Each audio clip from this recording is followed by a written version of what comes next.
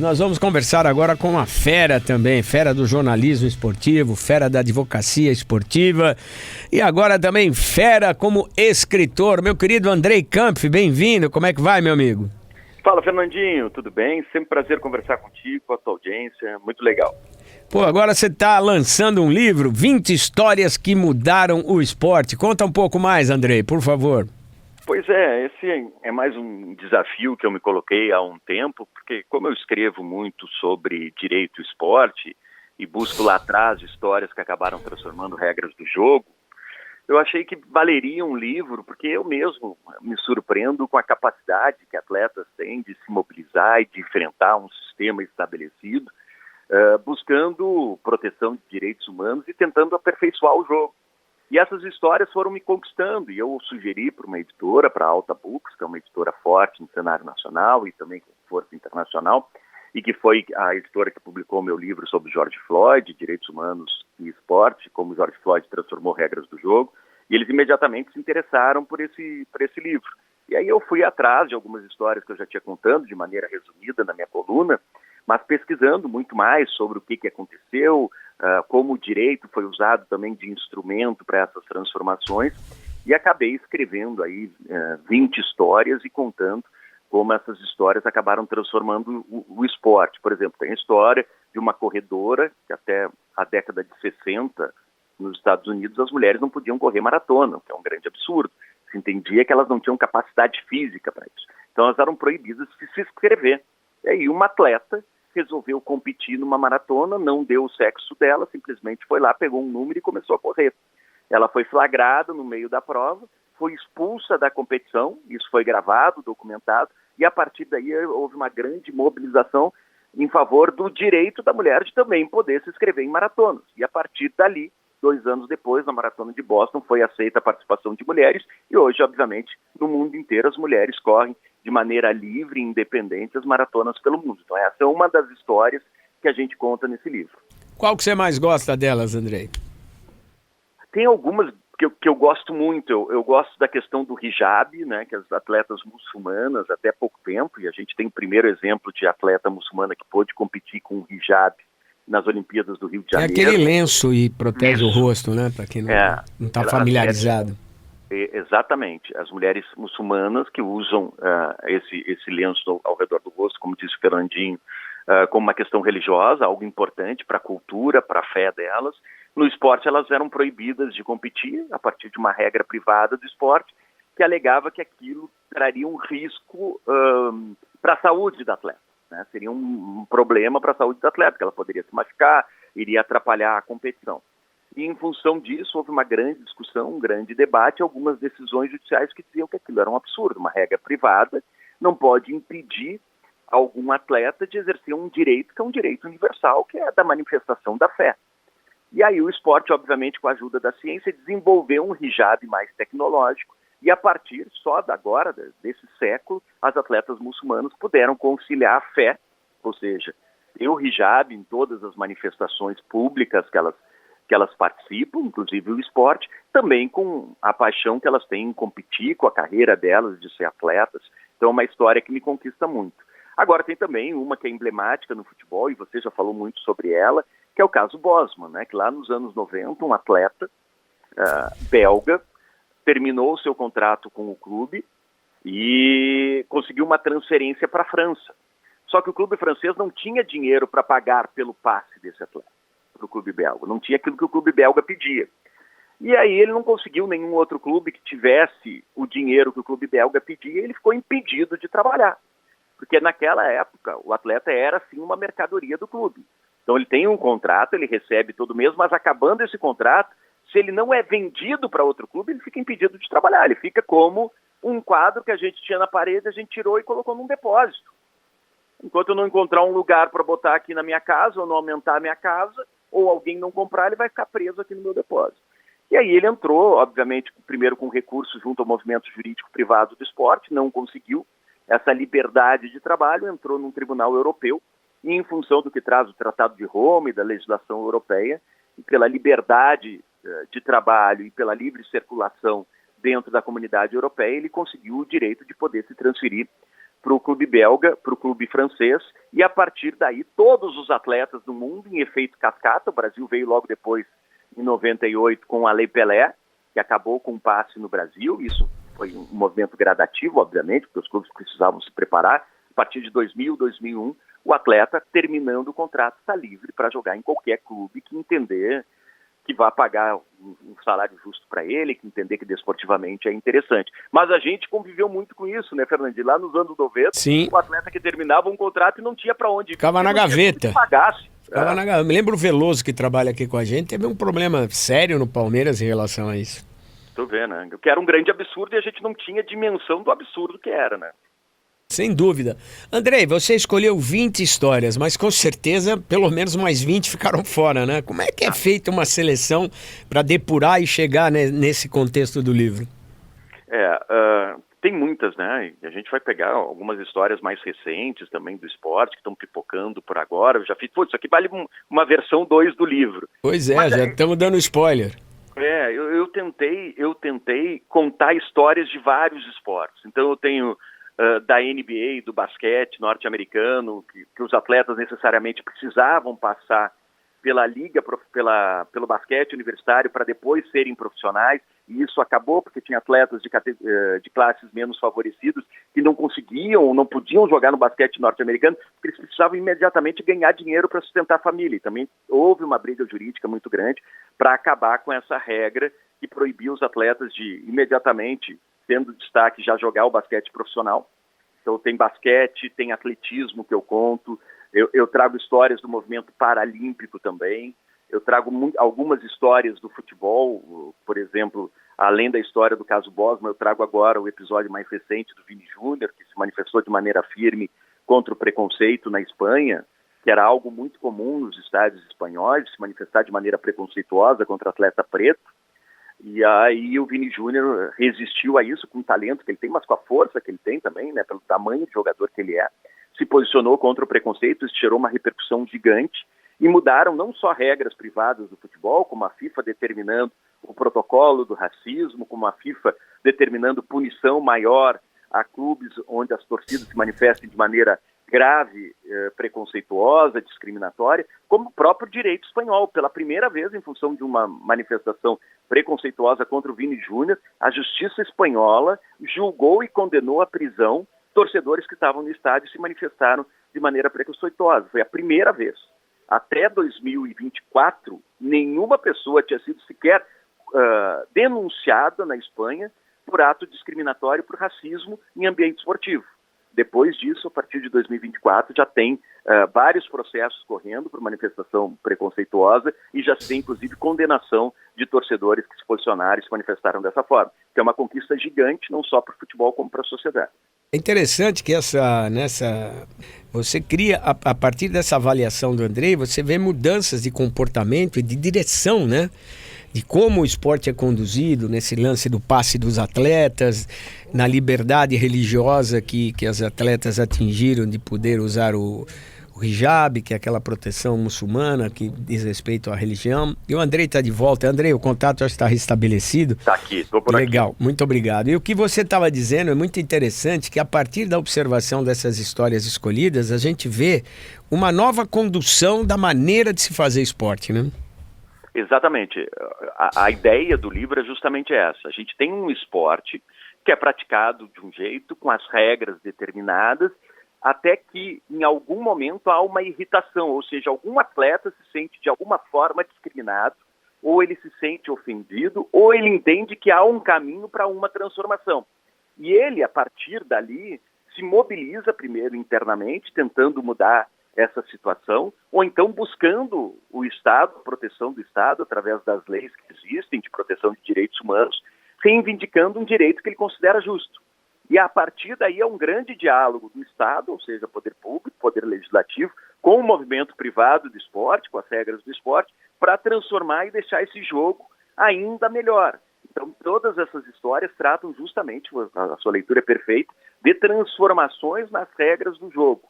A gente tem também, por exemplo, o episódio do jogo de Liverpool, né, aquela tragédia que aconteceu em Liverpool, num jogo da Champions, que transformou profundamente não só as regras esportivas, a autorregulação do esporte, criando cadeira numerada, identificando o lugar dos atletas, como também o direito inglês naquela oportunidade, né? O direito de transmissão também, como as imagens podem ser mostradas, né, num ambiente de guerra como aquele que aconteceu.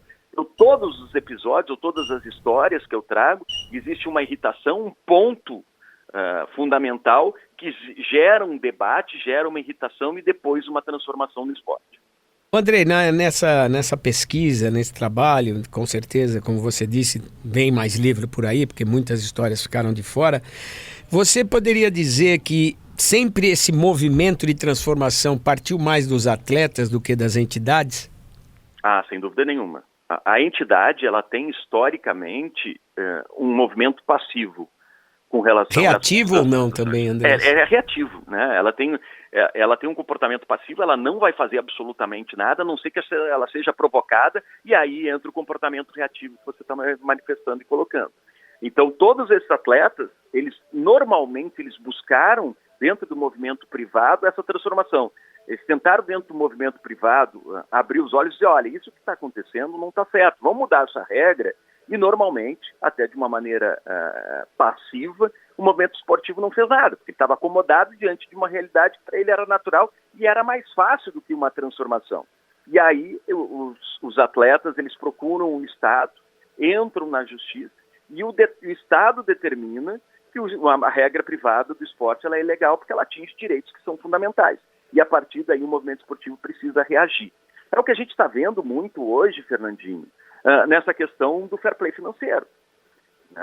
Até pouco tempo, o esporte era muito passivo com relação a isso. E houve decisões judiciais sérias e graves, agora recentemente, inclusive com condenação de dirigentes esportivos, no caso do Internacional, por gestão temerária, por fraude, por organização criminosa. Então, o esporte agora está se autorregulando com fair play. Mas por quê? Porque há um movimento e uma pressão legislativa muito forte, com a nova Lei Geral do Esporte, com essas condenações que a gente está vendo. Há quanto tempo a gente fala sobre a necessidade de implementação do fair play? Com uma regra básica, né? O clube só pode gastar quem está arrecado, o clube que está devendo não pode ter investimento, porque ele está tendo ganho esportivo de uma maneira administrativa completamente equivocada. Mas então, assim, é sempre na reação. Acho que a melhor palavra nem é o passivo que eu usei, é como você disse, é um comportamento reativo, ou seja, há uma irritação, há uma provocação, o esporte necessariamente precisa reagir. Se a gente for ver as 20 histórias que estão contadas nesse livro, foi exatamente o que aconteceu. Uma resistência, a princípio, do movimento esportivo, das associações esportivas, porque ele tinha uma realidade que seria transformada, mas depois entendendo o que aconteceu, mudando e deixando o esporte mais protegido. Dentro dessa avaliação, você vê uma mudança de tendência ou são questões esporádicas que as histórias contam? Eu acho que há um movimento de tendência, mas se a gente for ver, tem uma frase que eu gosto muito, um livro que eu gosto muito, que é do Piketty, que ele conta uma breve história sobre a desigualdade no mundo, né? E antes dele falar sobre todas as desigualdades, os problemas que a gente tem no mundo, ele conta histórias de esperança. Ele mostra assim, apesar de tudo que a gente está vivendo, de quanto a gente ainda precisa melhorar para tirar as crianças dos semáforos, para a diferença entre o salário de quem ganha mais e o salário de quem ganha menos não ser 1 milhão de vezes, ser só 1000 vezes, a gente pode olhar que já foi pior. Se a gente for ver nos Estados Unidos, Fernandinho, e engraçado que por mais que a gente saiba disso, quando eu li no livro, aquilo me chocou um pouco. Até a década de 60, a gente está falando de 60 anos atrás, os negros nos Estados Unidos, eles não podiam sentar no mesmo banco dos brancos. Sim. Eles não podiam usar os mesmos bebedouro, andar no mesmo lado da calçada. Andar no mesmo lado da calçada. E a gente está falando de 60 anos atrás. O Jesse Owens, que foi um herói olímpico nas Olimpíadas de 1936, em Berlim, que conseguiu 4 ouros calando Hitler, voltou para os Estados Unidos para ser homenageado num hotel dos Estados Unidos, e ele não pôde entrar pela portaria principal, ele teve que entrar pela portaria lateral dos empregados, porque ele era negro. Então, assim, a gente está andando, nos últimos 100 anos, a gente andou de uma maneira significativa. Claro que tem mais... O passo é lento? Você acredita numa transformação do passo, agora, a partir de agora, em cima dessas histórias, desse movimento, de uma jurisprudência, se eu posso usar esse termo criado, a gente vai ter passos mais largos, mais rápidos? Eu acho que sim. E principalmente pelo serviço, assim, e não é puxar a brasa para o meu assado, né?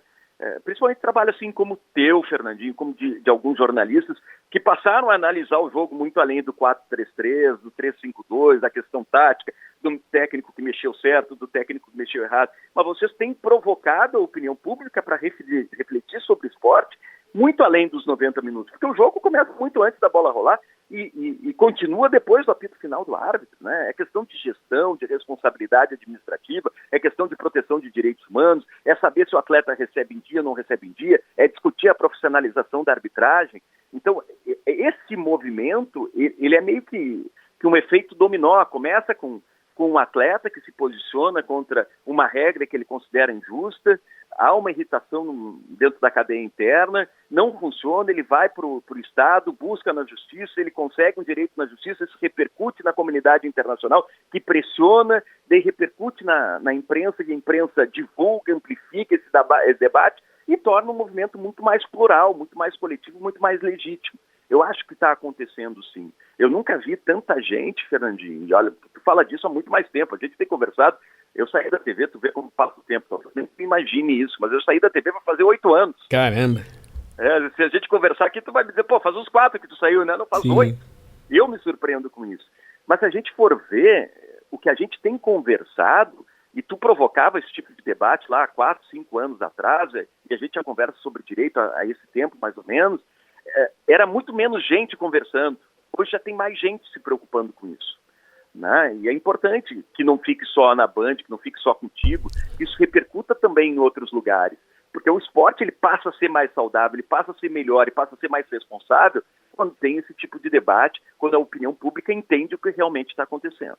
Estamos conversando com o Andrei Kampf, jornalista, advogado, que está lançando o livro 20 Histórias que Mudaram o Esporte. Essas histórias já aconteceram. Andrei, eu vou aproveitar teu conhecimento nessa área de jornalismo, e advocacia.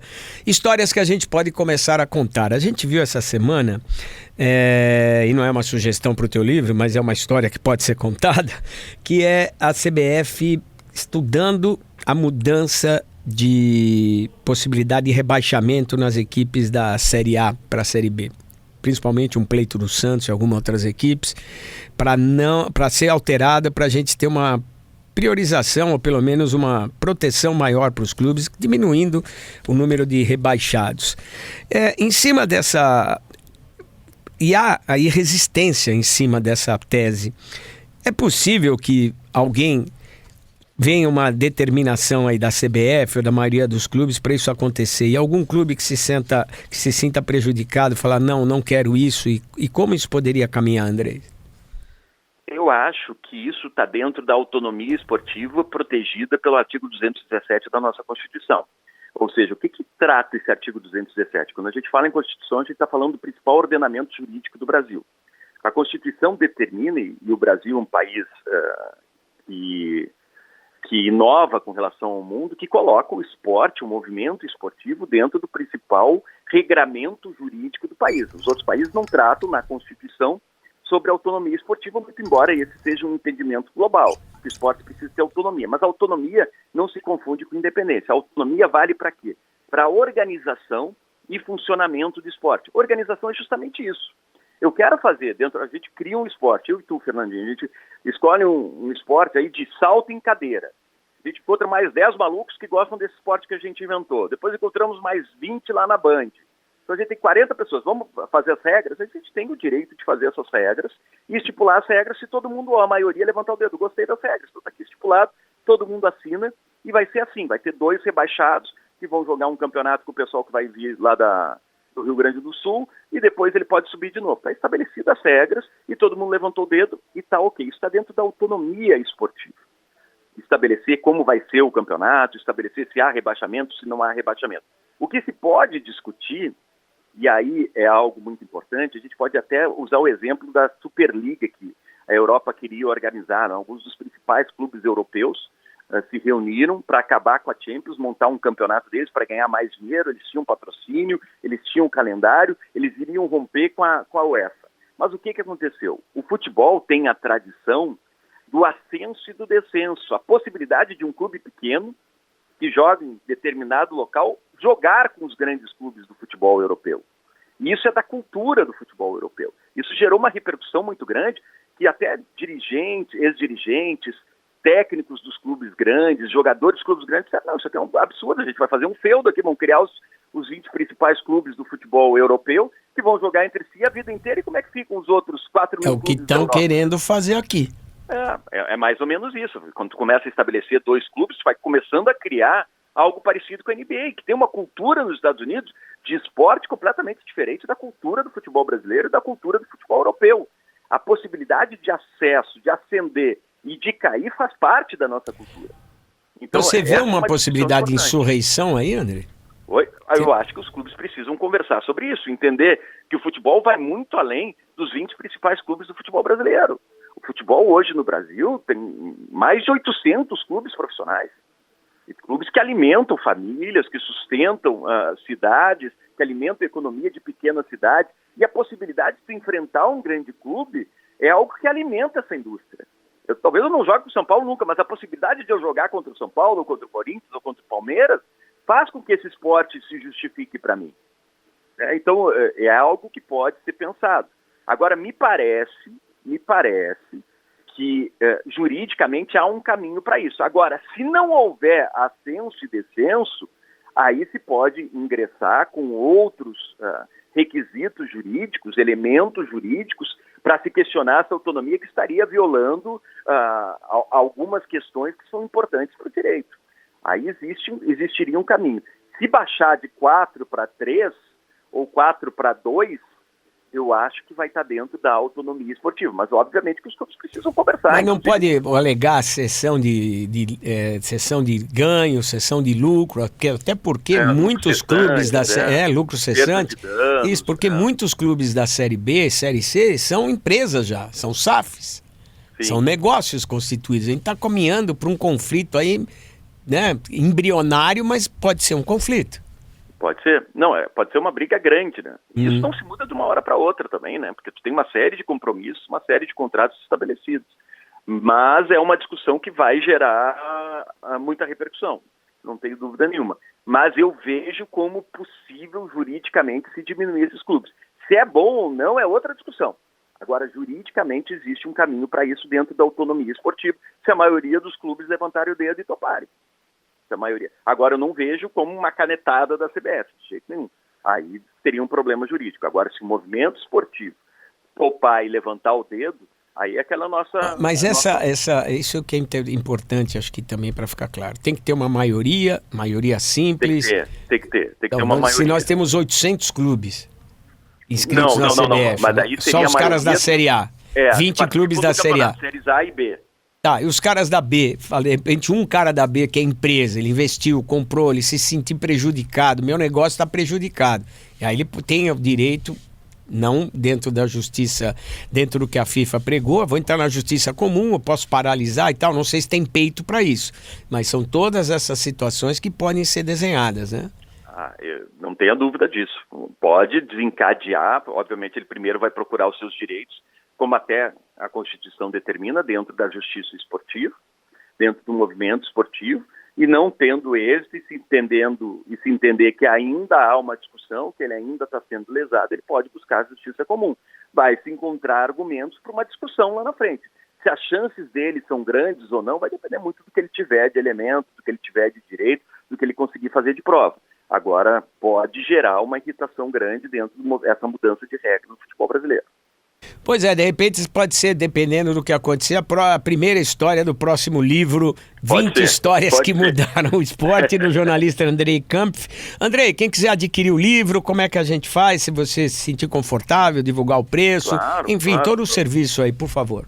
Hoje está na Amazon, é só procurar 20 histórias que mudaram o esporte, de Andrei Kampf. Está na livraria da Travessa também, 20 histórias no site da livraria da Travessa, 20 histórias que mudaram o esporte. Também no site da Altabooks, que é a editora, altabooks.com.br, 20 histórias que mudaram o esporte. Ou então, em março a gente vai ter um lançamento, vou te mandar o convite aí. Vai ser um prazer. A gente pode se encontrar. Legal, Andrei.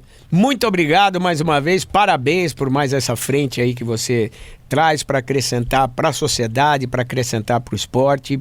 E como você disse em determinado momento da conversa, para a gente motivar a reflexão, a discussão e a criação de um pensamento analítico que é necessário. Está na hora da gente só deixar de somente aceitar o que acontece e começar a questionar e poder acrescentar num debate o que acontece. Muito obrigado pela gentileza. Isso é muito importante, tu faz isso como poucos. Muito obrigado, Andrei. Parabéns mais uma vez. Muito obrigado pela gentileza. Ele está com a gente aqui. O Andrei já é um participante informal aqui do nosso mundo dos esportes. Sempre que o calo aperta, quando a gente precisa de uma orientação, de uma luz, o Andrei vem aqui sempre trazendo para a gente. Muito obrigado, viu, Andrei? Um abração, meu amigo. Sempre prazer. Aí, portanto, 20 histórias que mudaram o esporte. Você vai lá no Amazon, procura lá Andrei Kampf e você vai se deliciar com grandes histórias que ajudaram a transformar e melhorar o esporte.